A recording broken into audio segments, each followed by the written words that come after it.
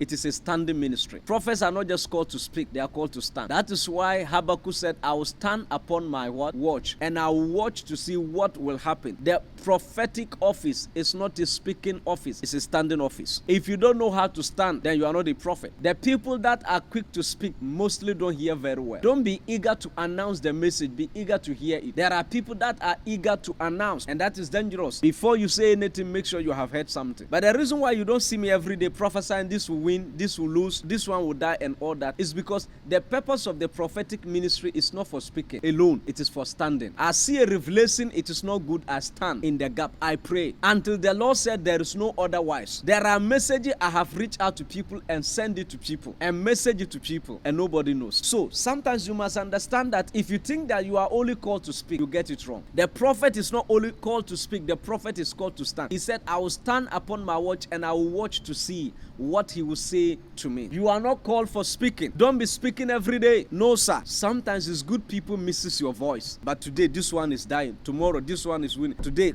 Arsenal will win. The next day, Chelsea. Look, prophets were not that loud. No. But whatever they say, don't fall to the ground. It's better to speak once a while and it never falls to the ground than to speak every day and none comes to pass. Don't be a prophet where when they take your prophetic words, 50% came to pass, 50% didn't come to pass. You were never a prophet in the first place. You were guessing, because it's possible to guess 50% true. Who is a prophet? A prophet is that person that speaks, and even if one of them don't come to pass, there is a what? A verifiable reason why it never manifests. So you need help. The prophetic office is for standing, not for speaking alone. So prophet, don't be eager to speak. Don't be eager to announce it. And don't be eager to take the glory so that they will say he was the one who said it. You never said it. It was the Lord who spoke it through you. You said nothing. If we are not interested in the glory, we will never miss a prophecy. Do you know why genuine prophets miss prophecies? Because they are interested in the glory. If we are not interested in the glory, we will never miss the prophetic word. We miss the prophetic word because we are interested in the glory and we are eager to say it first before any other person says it, so that they will say we were those who said it first. 5 years from now, 10 years from now, you will see the differences between prophets who are really working and prophets who are trying to share God's glory. It's not because I'm here, but what I'm doing here every day is labor. That is the real labor behind the scene, trying to make sure that prophets are raised in the integrity of Christ. Haven't I told you the one who will win after John Mahama here? Haven't I told you? Are you guys not aware? Do you know why it's not in the public domain?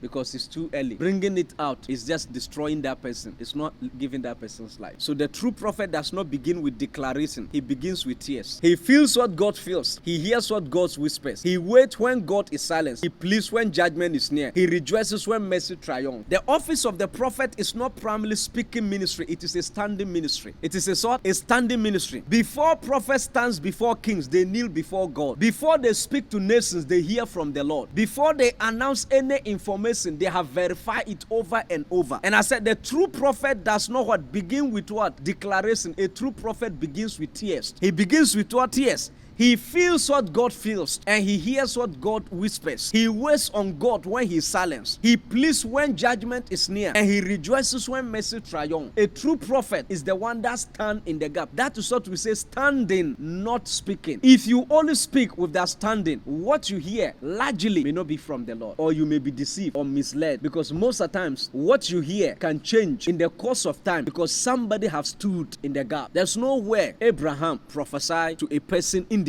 But as a matter of fact, the Bible said when God appeared to King Abimelech, he said, return the wife of the man to him, for he is a prophet of God. What was Abraham doing? He was standing. Prophets, let's not be interested in speaking. Let's concentrate on standing. When you hear a message that is judgment, it is time to plead. Prophets plead when judgment is near. Abraham bargained for Sodom and Gomorrah. It is one of the true marks of a prophet. Not speaking alone, standing. Do you know that some of the announcements some people are giving, if they stood, there was no need for that announcement? Have you seen anywhere Abraham came out and said, Sodom and Gomorrah, you shall be destroyed? Did you hear it? While they were in sin, he was standing stand for them. He stood for them and nobody knew. It was recorded for what? Our example, but not his announcement. The first image we see of Moses as a prophet is not him parting the Red Sea. It is him climbing the mountain of God alone for 40 days. He tarried not to receive a platform, but to receive a burden. We don't tarry to receive a platform. We tarry to receive a burden. It is the measure of your burden that determines the size of your platform. How big your burden is determines how big your platform becomes. If you don't have a bigger burden, your platform is small. Anytime you don't like your platform, check the level of your burden. God don't give bigger platform to people with that burdens. That's why there are many people who are accurate. I don't attack prophets, God forbid. I don't insult prophets, God forbid. It's just that my teachings is to prophets, and sometimes it is a direct rebuke. You can be accurate, prophesy panties, prophesy bank accounts, prophesy ID numbers, yet your church is where 2 or more are gathered. It is the burden that determines the reach, not the accuracy. It is the burden that determines the reach, not the what, not the accuracy. Haven't you seen accurate prophets that don't have impact? I'm not trying to look down on any office, but there are people that teaches point 1, point 2, point 3, point 4, yet the reach is massive. Why? God give us platform based on the burdens we carry. How broke are you? Moses stood between God and Israel, risking divine wrath to intercede on their behalf, to understand what? His face shone bright that they could not look at his face. Meditators are not merely preachers, they are burden bearers. You can't meditate and come out from your meditation without the burden of God. There are people that goes to the Lord to hear what he's saying. Before you can hear him clearly, you must carry his burden. Those who do meditation groan when everybody is silent. They weep when others sleeps. In the spirit realm, a meditator stand like what? A firewall between judgment and mercy. Those who meditate are not mere men. They are not ordinary men. They are men that carries God's burden. If you want to know what is in the heart of God, look for a man that just came out of what? Meditation. And the burden of the Lord is not always pleasant. It is often weighty. The burden of God can be weighty, inconvenient, and costly. It may cost your sleep. God's burden can cost your reputation. God's burden will cost you your convenience. God's burden will cost you your money. God's burden can cost you your savings. God's burden can cost you your house. God's burden can cost you your job. It can cost you your career. God's burden can cost everything you have ever built materially. Because sometimes his burden, sometimes is pleasant, sometimes it's not pleasant. The burden of God mostly is costly. That's why people stay away from God's burden. They stay away because of how costly it is. We have the burden of man and we have the burden of God. My burden, if God is taken out of my burden, it will be to acquire material things, because that's the natural trace of every man. But when God is involved, it is different. Carrying God's burden increases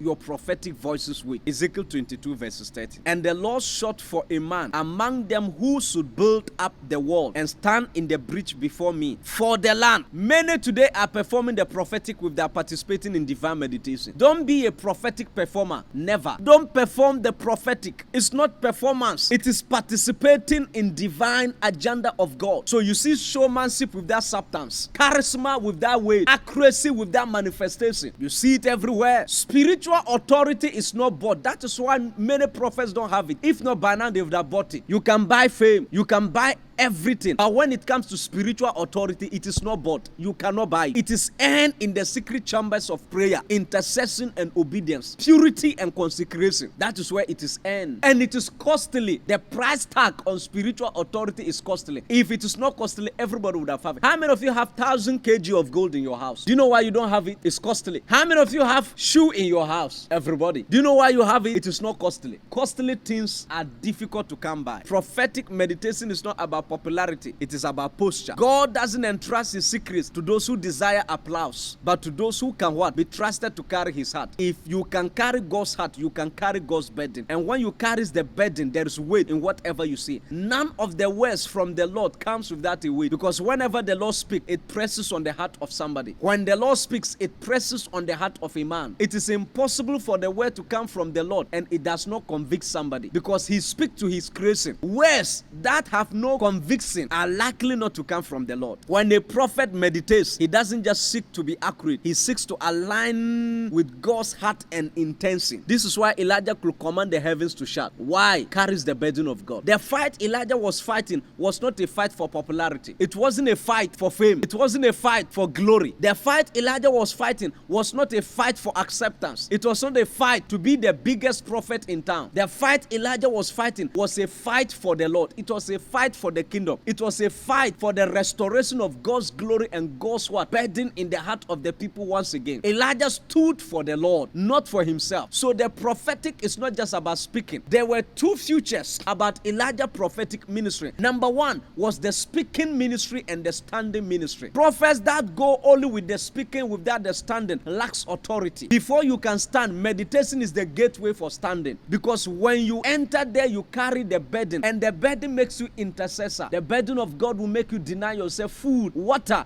for several days. The burden of God will make you deny an offer. The burden of God will make you deny 9 sleeps, and the burden of God will make you stay away from many things. You know why? Sometimes you have to choose a generation over pleasure, a revival over sex, fornication, revival over this. That's what the burden of God does on you. Sometimes the burden of God will make you stay away from some things, because look, sometimes you can't betray him. When you carry his heart, you realize that it is impossible to betray him, because some of the things you are about to do, you realize that you are not just disappointing yourself, you are disappointing a generation. I told you the last time, there are some men that don't just fall as men, they fall as a generation. When those men fall, we must cry. You know why? Because they are not falling as men, they are falling as a generation. Joseph stayed away from Potiphar's wife because there was a need for the preservation of what? Israel. Assuming he fell, Israel would have been over. Whenever the devil offers you something, check very well. What he offers you is inferior to what the Lord gave you. The devil will never do business and lose. Never. The devil will never do business and lose. Whenever the devil is doing business, he succeeds. There will always be profit. If he brings armor, which means your wife is beautiful than armor, he always brings that to distract you. Be a meditator that understands what? Divine justice and divine mercy. Every prophet is a shadow of an ultimate prophet, who is Jesus Christ. He is our internal mediator, standing between God and fallen man, interceding continually. The power of Christ's prophetic ministry was not in his miracles or teachings, but in his position between two walls. He stood between heaven and earth, life and death, sin and salvation. Any prophet that cannot stand in the middle was never qualified to be called a prophet. If the only thing you do as a prophet is speak, you have failed the prophetic ministry. 1 Timothy 2:5. For there is one God and one mediator between God and man, the man Jesus Christ. If we are to walk in the footsteps of Jesus' prophetic ministry, then we must become mediators, and we must change what? Courses. We must sift generation. Meditation is the secret posture of every true prophet. Prophets are called not just to speak to people, but to stand for them. Authority in the prophetic flows from intimacy and burden bearing. That is what it is. You are not ready to carry God's burden, then this class is not yours. This meditation is not yours. Before you build ministry, build an altar. Before you speak as a prophet, burn as a priest. The prophetic voice does not begin on platforms. It begins on altars. No prophet is greater than their inner life. No prophet is greater than their altar. Before God sends a man to a nation, he first brings him to himself and give him fire. That fire must be kindled. Vision is clarified and identity is forged. That's where men are made. That's where prophets comes out and touch and compromising, speaking and having whatever they've spoken, passing through funnels and it is not burning them, shutting the mouth of lions and then closing the history of evil men, bringing to an end the reign of evil kings and putting them on top. That is what the prophetic ministry is all about. The inner altar is a place within the spirit of the prophet divine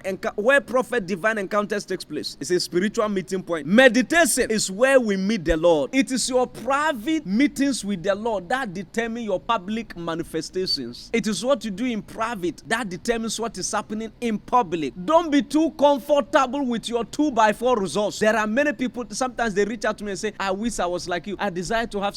Look, I hate my current position. It is not ungratefulness. I just realized that there is more. Not more of accuracy. I'm not interested in accuracy. I'm interested in authority. The accuracy is enough. It's okay. I want to speak to a woman who is barren. I say, give birth, and all of a sudden the baby is coming out. That's what I'm looking for. I want to live that 9 years by this time. No, I want to enter immediately. For he said, greater works than this shall ye. And that is what meditation does. People think that meditation gives us access to the voice of God. No, meditation gives us access to his burden, access to his heart. And as we carry his heart and burden, he increases our platform. Meditation puts us in a position of authority, because anybody that shares same bed with the Lord resembles him. The reward of the secret place is not fame, it is fire. Man of God, I want to climb the mountains, and when I return, I want everybody to hear of me. You miss it. The reward of the secret place is fire that purifies the vessel, softens the heart, and bed the voice of God within. Until a prophet builds this altar, their words will lack depth, discernment, and divine wit. You see a prophet speaking, and you can discern nothing in it, whilst he was yet speaking. In the name of Jesus, may God God bring you to that dimension that your words become weight. In fact, your words begin to change people. Your words will transform people. In the name of Jesus, we have people like Moses in the Bible. He has built his altar and formed it on Mountain Sinai. For 40 days, he was alone with God. No food, no water, no distraction. What did he get in return? A face that shone. Up until now, we are feeling the impact of Moses spending time with the Lord. Elijah had an altar. Jesus had an altar. Everybody must have an altar.